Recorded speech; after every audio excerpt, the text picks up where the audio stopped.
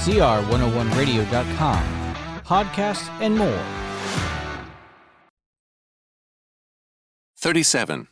Responsibility. May the 4th, 1954. Good morning, friends. Every now and then I get into an argument with someone who says it makes no difference what he does, that he is his own boss and can do exactly as he pleases.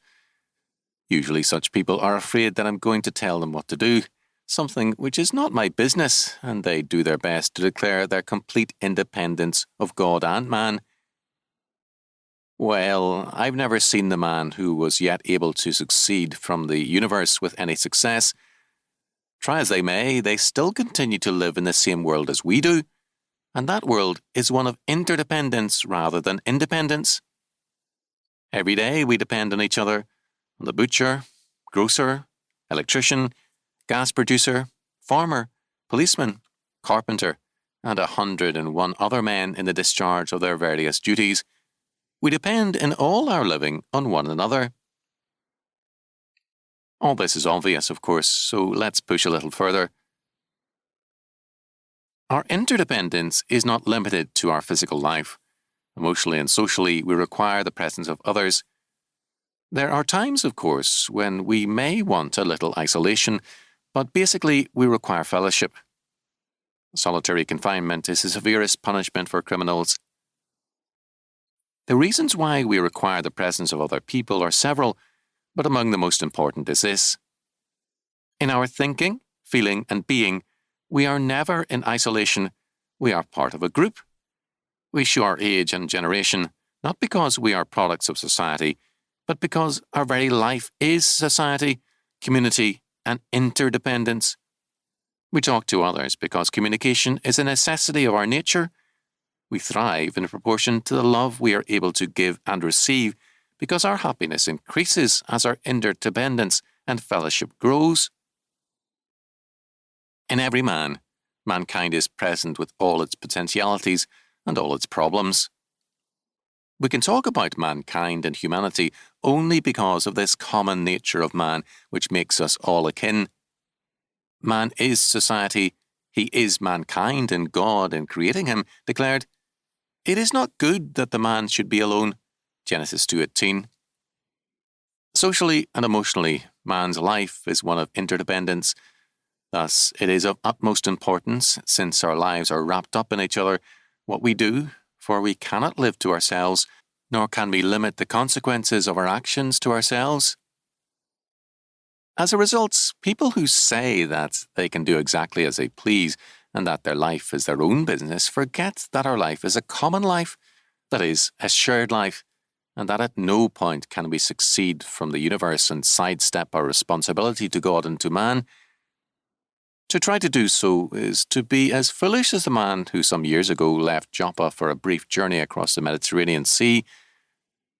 As the old wooden sailing vessel met with bad weather, the ignorant native became sick and began to chop a hole underneath his berth and into the ship's side. When another passenger became upset at the chopping, the poor fool protested, "What difference does it make to you?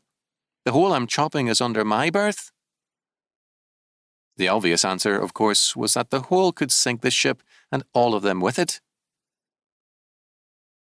Every private act has its social consequences. You and I can never succeed from this consequential universe for a single moment or for a single act. We are, at every point in our lives, responsible persons. And to be responsible is to be dependent and interdependent. We are responsible to our fellow men because our lives are interrelated to theirs, and we are supremely responsible to God because He only is the Creator, Sustainer, and Redeemer. God has no responsibility toward us. His relationship to us is not one of obligation, but of pure grace and mercy. It is we who are responsible to Him. For this reason, Paul said, "For none of us liveth to himself, and no man dieth to himself. For whether we live unto the Lord, and whether we die unto the Lord. Whether we live, therefore, or die, we are the Lord's. For to this end Christ both died and rose and revived, that He might be the Lord, both of the dead and of the living." Romans 14:7-9. So then, every one of us shall give account of himself to God. Romans 14:12.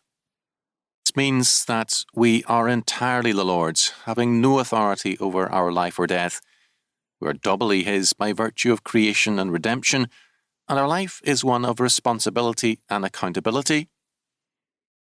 All creation reveals a mutual interdependence and a fullness of dependence upon God. Total dependence means total accountability, and therefore Paul declares that every act that does not spring from faith is sin. See Romans 14:23. Finally, to be responsible is to be in Christ, who perfectly discharged the duty of man to man and the obligation of man to God. In him, our responsibility to God is fulfilled, and we are given the peace and freedom that comes with a debt discharged. In him, we have the power to reveal this grace of God in our dealings with men and to show forth the life of the responsible Son of Man as he lives in us. In ourselves, we are rebels against all things. In Christ, we become responsible men. This is our strength, and he is our peace.